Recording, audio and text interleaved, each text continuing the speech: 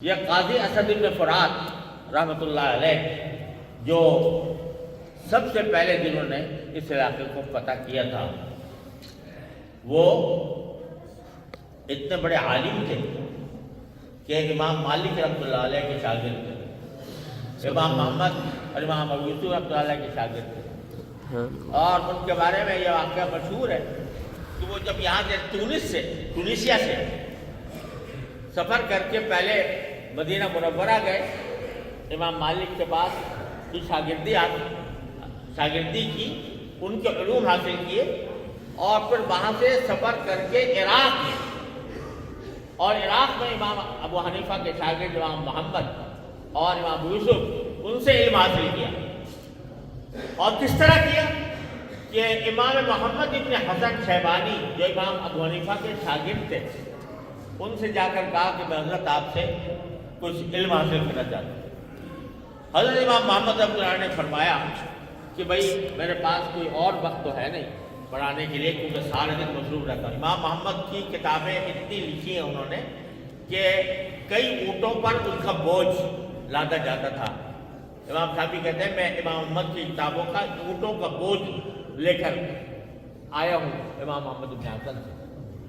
اتنے وہ مصروف آدمی تھے۔ تو حضرت امام محمد نے کہا میرے پاس اور کوئی وقت نہیں ہے، صرف یہ کہ میں تہجد کے وقت جب اٹھتا ہوں اور اس وقت مجھے وضو کرنا ہوتا ہے تو اس وقت میرے پاس وقت تھوڑا بہت خالی ہوتا ہے، اگر آپ اس میں آ کر پڑھنا چاہیں تو بے شک آ کے پڑھیں۔ تو قاضی اسد بن فرات رحمۃ اللہ علیہ نے منظور کر دیا، کہا میں تو پڑھنے آیا ہوں، لہذا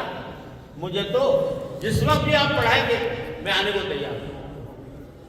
تو یہ رات میں تہجد کے وقت وہ کہتے ہیں کہ میں ساری رات جاگتا تھا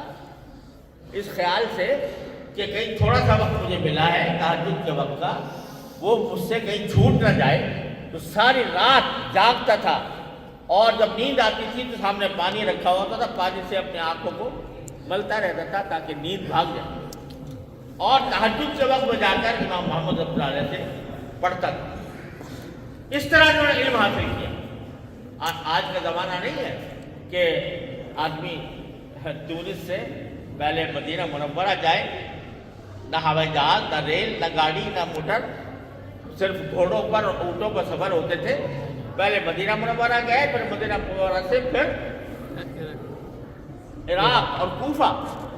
وہاں گئے، وہاں سے لوٹ کر آئے۔ جب لوٹ کر آئے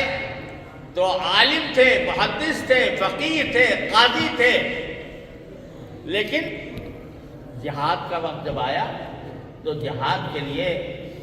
غالبہ نے، افریقہ کے حکمرانوں نے ان کو سکلیہ کے محاذ پر بھیجا،